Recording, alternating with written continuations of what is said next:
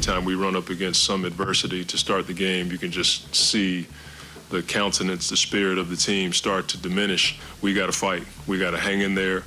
And we got to get that feeling we had the first week of the season. We got to get that back because that's the standard. The Detroit Pistons used to be a championship franchise, from the bad boy Pistons in the late 80s and early 90s to the no superstar great defense teams in the 2000s. Detroit has a long history of winning teams. However, over the last decade and a half, they've come nowhere close to reaching that standard, and they've never been further than they are right now. After finishing with the worst record in the NBA last season with just 17 wins, Detroit once again owns the league's worst record this season, but it's gotten to an embarrassing new point. At the time that we're recording this video, they've lost 24 games in a row, the longest single season losing streak in team history, and one of the longest slides ever. The Detroit Pistons are getting close to reaching the longest losing streak ever, and if they don't turn things around, the worst record ever. So how did these Pistons get here, and could they really be the worst team ever? So before we get to the content, guys, just a little announcement. Usually whenever I have a lot of content to schedule for you guys, I'll schedule them for a few days ahead from now, but YouTube has a brand new feature that allows me to release the content to members first and then have that content go live for everybody else that isn't a member. I'm only going to use this feature whenever we created way too much content and I have to space it out. But in the event that you want to make sure you get each and every video as soon as it's ready, you might have some nights where you have 3 days worth of TheFlightMike videos available for you to watch immediately. You can check my channel memberships program in the description down below if you're interested. And now that we get all that out of the way, cue the intro.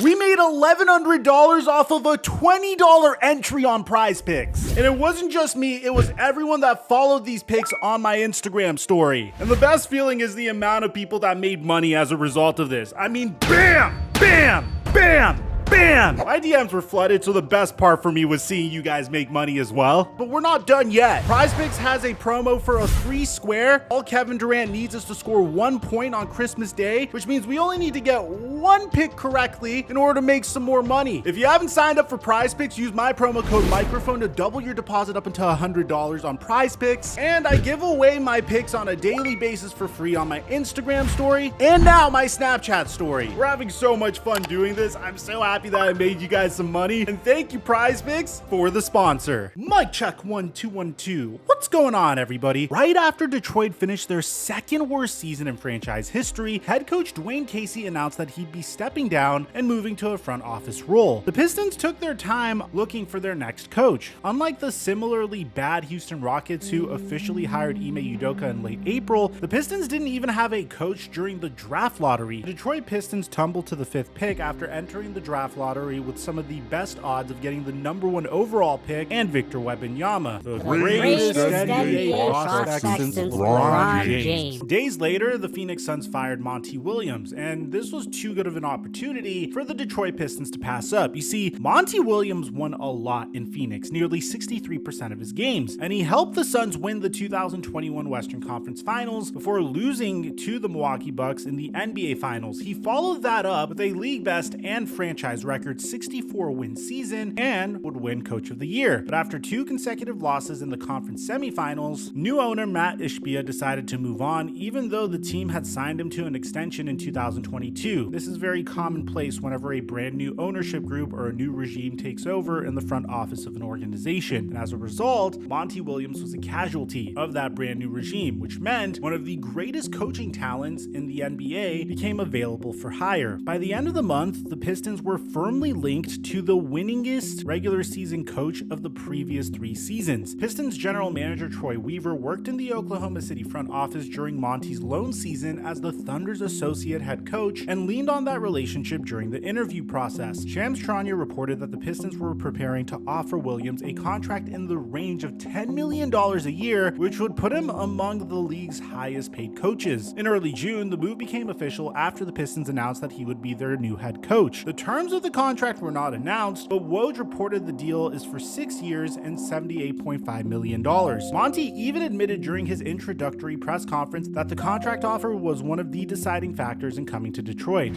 What made you want to take this on instead of just taking time off? I mean, the quick answer is obviously Troy, the players, and the money. I mean, that's something that people don't talk about. They always say it wasn't the money. I always laugh at that. I think that's disrespectful.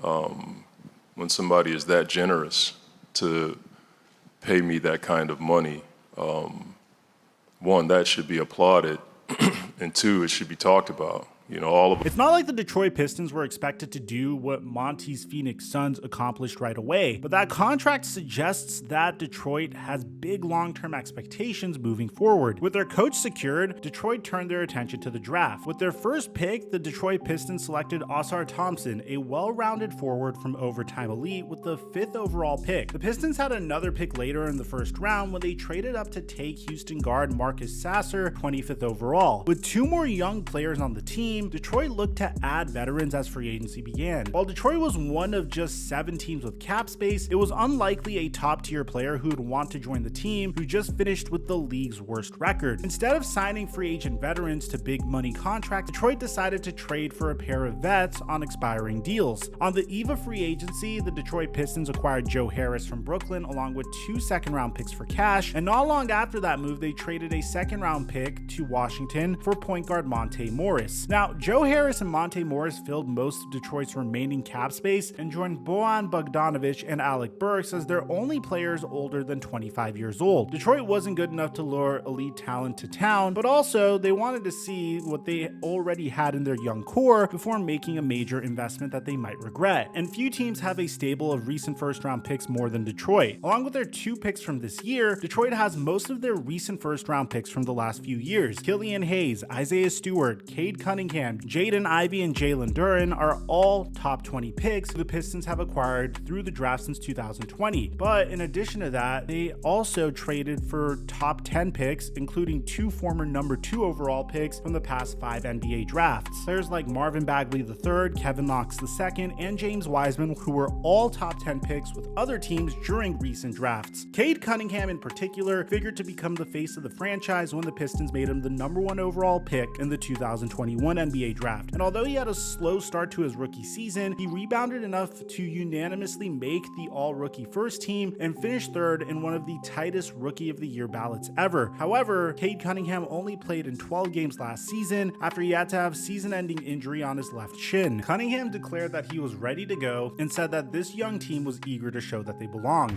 Yeah, we're confident. We have a chip on our shoulder. I think everybody's, ready to get out there and prove something, not individually, but prove that, us as a team, as a collective, we're ready to compete and make noise in this league. However, as this season has shown, that has not come to pass. Detroit's first 3 games actually started pretty well. On opening night in Miami, the Pistons hung around with the Heat all game long. They rallied from a 19-point deficit to get within 1 in the closing seconds, but Cunningham missed a deep 3 at the buzzer, and Miami held on to win 103-102. In their second game against the Charlotte Hornets, Detroit led almost the entire game as they got their first win of the season, 111-99. In their home opener against Chicago, they led for the entire second half and overcame 51 points from Zach LaVine to easily win 118-102 and improved to 2-1 on the season. That was on October 28th. What has followed has been one of the worst stretches of NBA basketball ever. After losing their final game of October, the Pistons didn't win at all in the month of November. They became just the 13th team to ever go winless during an entire calendar month. Their first game of December marked Bogdanovic's season debut after he missed the first 19 games with a calf strain. Detroit kept it close that night, but still ended up losing to Cleveland at home by 9. And the losing hasn't stopped even with close games against the Pacers and on Monday in Atlanta. With Monday's loss against the Hawks despite Cunningham's career-high 43 points, the Detroit Pistons lost their 24th game in a row. Monty Williams summed up the losing streak when it hit 22 after they lost on Friday to Philadelphia. Hard was it for you guys tonight? You can say it's deflating. I mean, it is what it is. You can't keep talking about the same stuff over and over again, you know? So that part was deflating in the first half.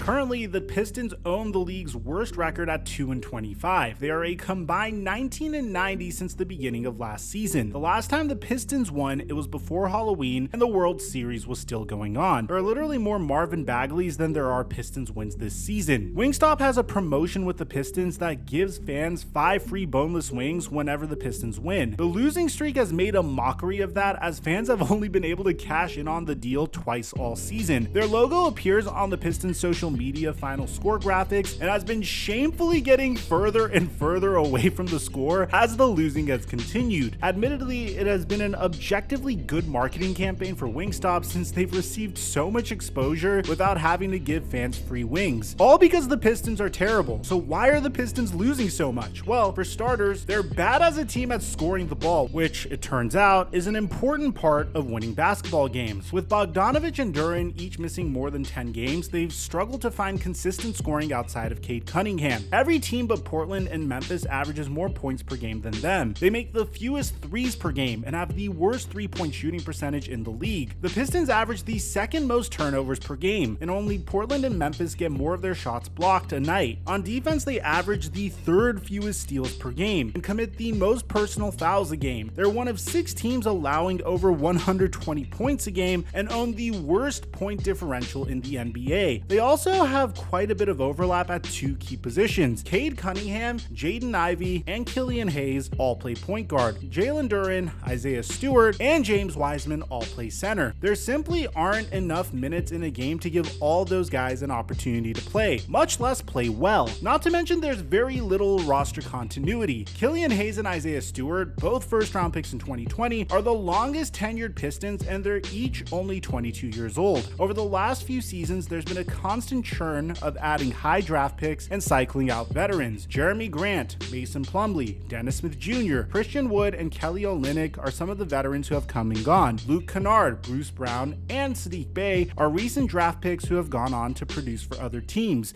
Over the past 4 drafts, they've picked 7th, 1st, 5th, and 5th. None of their first-round picks look like they'll be the star that leads them back to relevancy. They've had cap space and all the tools a rebuilding team needs to become relevant again, and yet it feels like they've gone backwards, especially when you look at Orlando, Houston, and Oklahoma City and see how they've used similar resources to exit their rebuilds. Even teams with long histories of losing, like Sacramento and Minnesota, have re-emerged as playoff teams since Detroit made the basement their home. In terms of the worst team ever argument, these Pistons are making a strong case. Their losing streak is 2 away from tying the longest losing streak in a single season. The 2010 to 2011 Cavaliers and the Philadelphia 76ers in 2014 each lost 26 games in a row before finally getting a win. The longest combined losing streak ever belongs to the 76ers in 2015 when they lost 28 in a row from the end of the 2014-15 season through the start of the 2015-16 season, during the darkest ages of the process. Detroit's recent stretch dating back to last season lands pretty close to that level of futility. Since the 2023 All-Star break, Detroit has played 50 games and has gone 4-46. Detroit's winning percentage this season is just 7.4%, which would be the worst winning percentage of all time if stretched across the entire season. The 2012 Charlotte Bobcats currently own the title of having the worst winning percentage in a season, but that was during a lockout-shortened campaign. The 1973 76ers went 9-73, which is the record for most losses in a season and worst winning percentage in an 82-game season. So the question for Detroit is, are there 8 more wins left in them? At least one of their veterans figures to get moved at the trade deadline, and that will only make winning harder. There seems to be more parity than ever in the NBA, and flattened draft lottery odds lessen the incentives for teams to go full-on tank mode. And that wasn't the plan for the Pistons this year. They wanted to finally climb in the standings and show some sort of progress after being the worst team in the league last season. This season, they're not just the worst team in the NBA, they might be the worst team of all time. Let me know in the comment section down below. Do you agree? Aside from that, I'm your boy Mike,